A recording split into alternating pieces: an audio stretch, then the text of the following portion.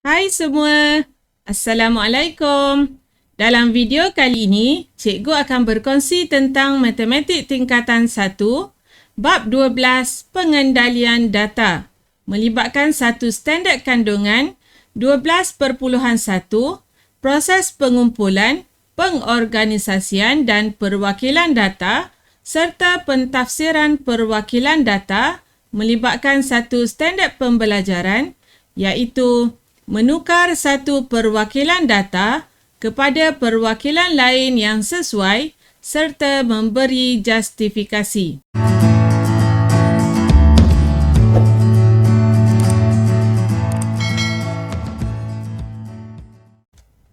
Dalam video ini, kita akan lihat bagaimana kita boleh membuat penukaran suatu perwakilan data kepada perwakilan data yang lain yang sesuai untuk tujuan analisis yang lebih lanjut. Okey, dalam video yang lepas, kita dah belajar bagaimana kita boleh membina 5 jenis perwakilan data. Okey, bermula dengan carta palang. Carta palang akan menunjukkan taburan data dengan jelas dan sesuai untuk data kategori. Okey, yang kedua ialah carta pie di mana akan menunjukkan perbandingan dengan jelas dan kekerapan data mungkin tidak ditunjukkan kerana carta pie adalah mewakili sektor bagi setiap kategori data. Okey, seterusnya graf garis akan melibatkan perubahan data dengan masa yang ditunjukkan dengan jelas dan untuk graf garis, kamu perlu memilih skala yang sesuai untuk data numerik untuk mengelakkan berlakunya kekeliruan. Yang keempat ialah plot titik di mana kita akan membuat taburan data tanpa membuat gundalan. Maksudnya daripada data tak terkumpul, kita terus boleh membina plot titik.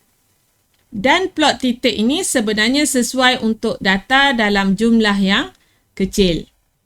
Yang terakhir, yang kelima yang kita telah belajar dalam tajuk membina perwakilan data ialah plot batang dan daun. Okey, plot batang dan daun menunjukkan taburan data dengan jelas dan memudahkan pengendalian data yang banyak. Kita akan lihat contoh yang pertama. Okey, carta palang di sebelah menunjukkan saiz seluar yang dipakai oleh sekumpulan pekerja.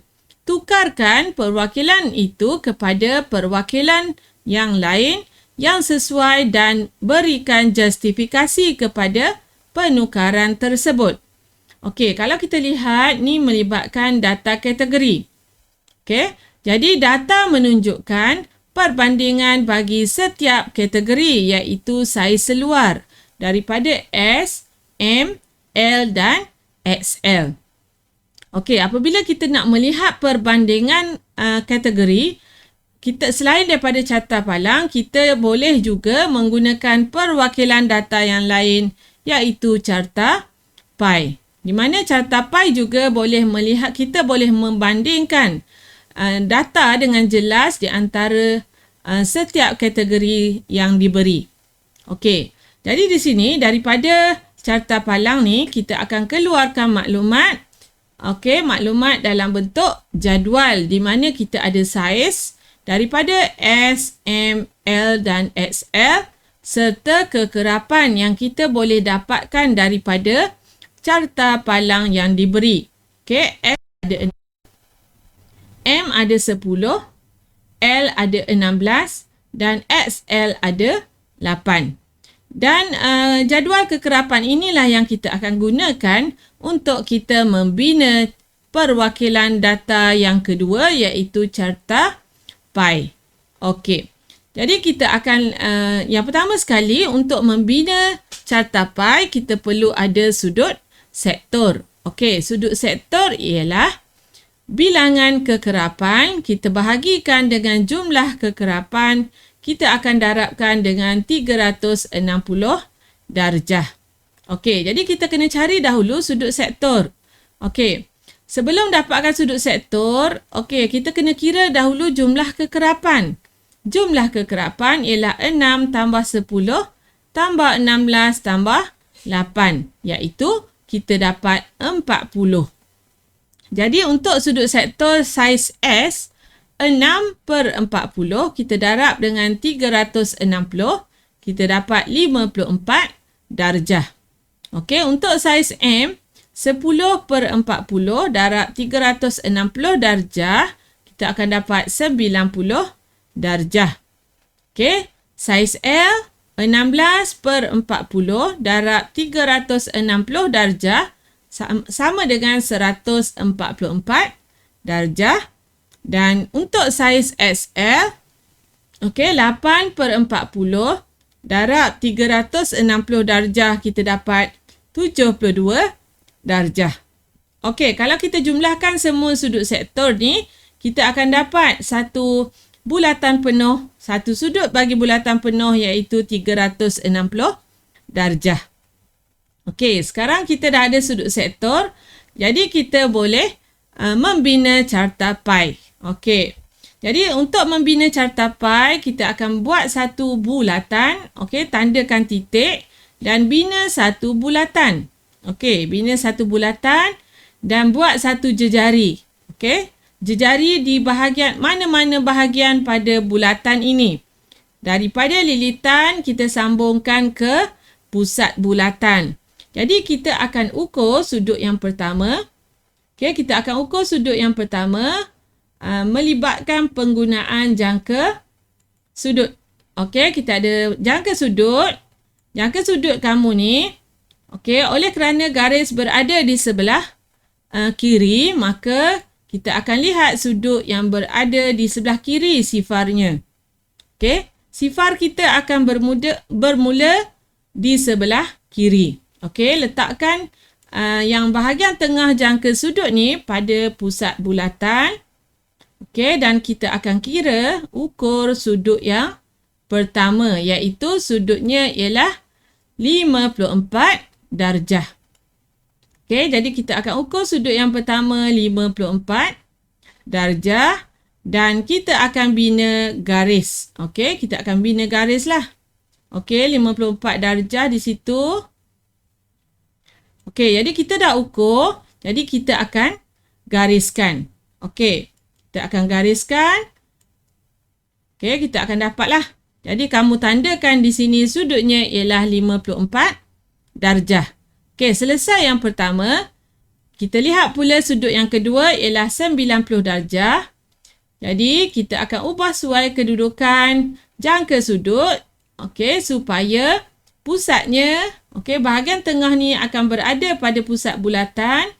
Dan garisan sudut 54 tadi kita akan selaraskan pada sudut sifar darjah di sini. Dan kita akan ukur sudut 90 darjah. Okey, boleh Kamu ukur sudut 90 darjah dan kamu tanda serta kita akan gariskan. Okey, jadi kita akan gariskan, kita dapat sudut 90 darjah untuk saiz M. Okey, seterusnya untuk saiz L, 144 darjah. Okey, jadi jangka sudut kamu ni, kita akan ubah kedudukannya supaya garis sifar darjah tadi, kita letakkan pada sudut 90 darjah yang telah pun kita bina tadi. Okey, boleh Jadi kita akan ukur pula sudut 144 darjah. Okey, 144 darjah. Okey, dan kamu tandakan serta gariskan. Okey, jadi kita akan gariskan, kita akan tulis sudutnya 144 darjah di situ. Dan yang terakhir adalah saiz XL, iaitu sudutnya ialah 72 darjah. Okey, kita lihat sudut yang terakhir tu, adakah sudutnya 72 darjah. Okey, jadi yang ni kita akan samakan dengan yang itu. Okey, garisan jejari asal. Okey, kita samakan kedudukan dengan kedudukan jejari yang asal bermula daripada sifar bahagian dalam. Kita akan ukur dan kita dapati kita dapat 72 darjah di situ. Okey. Okey. Boleh Jadi kita dah selesai membina carta pie. Seterusnya kita akan labelkan setiap sektor. Yang pertama sebagai S, yang kedua sebagai M. Yang ni adalah L dan yang keempat ialah XL. Seterusnya kamu tulis tajuk iaitu saiz seluar sekumpulan pekerja. Yang terakhir kita akan berikan justifikasi kenapa kita menggunakan carta pie untuk mewakili perwakilan ini. Jadi carta pie sesuai digunakan kerana dapat menunjukkan perbandingan kuantiti data antara kategori dengan mudah. Ini soalan yang pertama, contoh yang pertama. Seterusnya kita lihat latih diri 12.1C. Carta palang di bawah menunjukkan rekod purata hujan bulanan bagi Bandar Impian dari bulan Julai hingga Disember pada tahun 2015. Tukarkan perwakilan itu kepada perwakilan lain yang sesuai dan berikan justifikasi kepada penukaran tersebut. Ini ialah carta palang yang melibatkan purata hujan daripada bulan Julai hingga Disember. Jadi kita perlu faham dahulu perwakilan data yang diberi sebelum kita dapat menukarkan kepada perwakilan yang lain. Jadi sebenarnya data menunjukkan perubahan dalam satu tempoh masa. Dan apabila melibatkan perubahan dalam satu tempoh masa, kita akan membina perwakilan data jenis graf garis. Yang paling sesuai apabila melibatkan masa ialah graf garis. Jadi sebelum kita membina graf garis, kita perlu keluarkan dahulu maklumat daripada carta palang ini, iaitu yang melibatkan maklumat bulan dan juga purata hujan.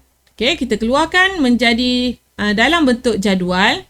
Kita akan baca data bulan Julai 230, Ogos 210, September 260, Oktober 320, November 350 dan akhir sekali Disember ialah 400.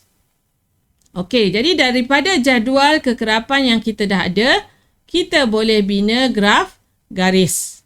Graf garis kita perlu ada paksi mencancang dan paksi mengufuk. Paksi mengufuk akan mewakili tempoh masa, iaitu daripada Julai sehingga Disember. Jadi kita plot lah. Plot skala yang sesuai dan seragam. Bahagian mengufuk ialah mewakili bulan dan purata hujan cikgu menggunakan skala 2 cm kepada 100 mm. Dan kita akan plotkan setiap titik mengikut jadual yang kita dah bina. Julai, Ogos, September, Oktober, November 350 dan akhir sekali Disember ialah 400. Dan kita akan sambungkan semua titik ni menggunakan pembaris, membentuk garis lurus. Seterusnya tulis tajuk kepada graf garis kita, iaitu purata hujan bulanan bagi Bandar Impian. Dan nyatakan justifikasi kenapa kita memilih perwakilan data jenis graf garis. Jadi graf garis ini sesuai digunakan untuk memaparkan perubahan hujan bulanan bagi Bandar Impian dalam tempoh 6 bulan. Ni latihan yang pertama lah. Kita lihat pula latihan yang kedua. Latih diri 12.1C.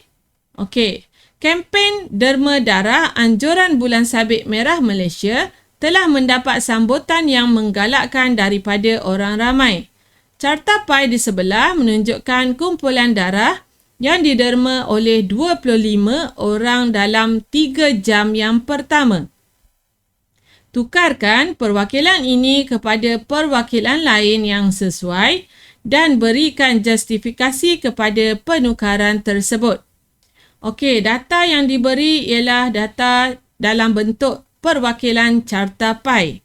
Okey, kita dapat lihat dengan jelas kategori A, B, O dan AB. Okey. Jadi kita fahamkan dahulu bahawa data ini merupakan data kategori. Okey, bila melibatkan data kategori, perwakilan data yang paling sesuai digunakan ialah carta palang. Okey, selain daripada carta pi, perwakilan yang banyak menunjukkan perbandingan antara kategori ialah carta palang.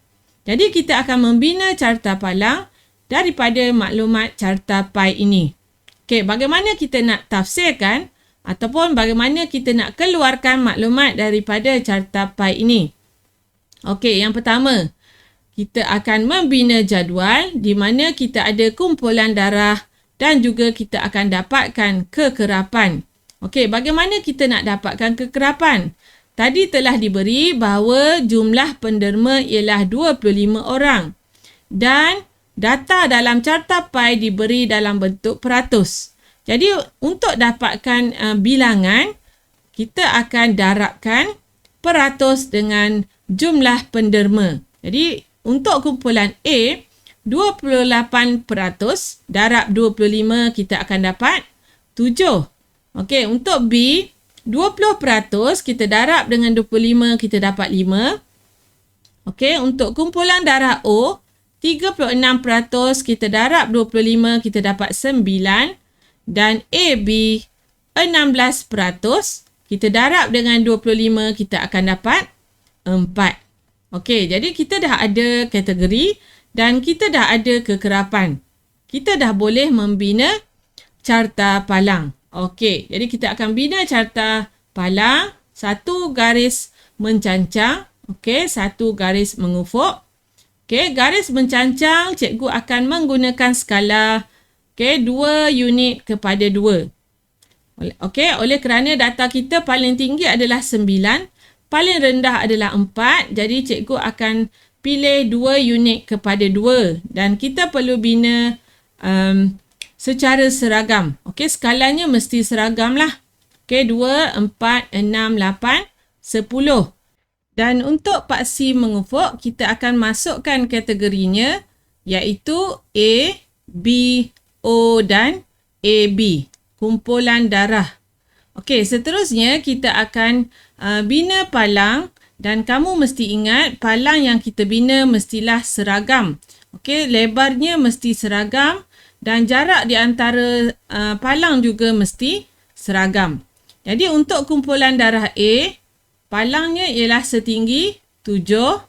Untuk kumpulan darah B, okey, palangnya ialah 5. Untuk kumpulan darah O, 9. Dan untuk AB ialah 4. Okey, palang ni mesti seragam dan jarak di antara palang juga mesti seragam. Okey, seterusnya kita tuliskan tajuk iaitu kumpulan darah penderma. Dan juga kita perlu nyatakan justifikasi kenapa kita memilih carta palang untuk menggantikan perwakilan pertama dalam bentuk carta pi. Okey. Jadi carta palang ini sesuai digunakan kerana data mengenai kumpulan darah penderma ialah sejenis data kategori. Okey, jadi data kategori adalah sesuai untuk kita menggunakan perwakilan carta palang ataupun carta pi. Okey, dengan 3 soalan ini cikgu harap kamu boleh faham bagaimana kita ingin membuat penukaran perwakilan data daripada satu perwakilan kepada perwakilan yang kedua berdasarkan jenis data yang diberi. Okey, seperti biasa sekiranya ada apa-apa persoalan, bolehlah ditulis di ruangan komen. Berminat dengan video-video yang cikgu kongsikan? Jangan lupa untuk like, share, komen serta subscribe. Terima kasih.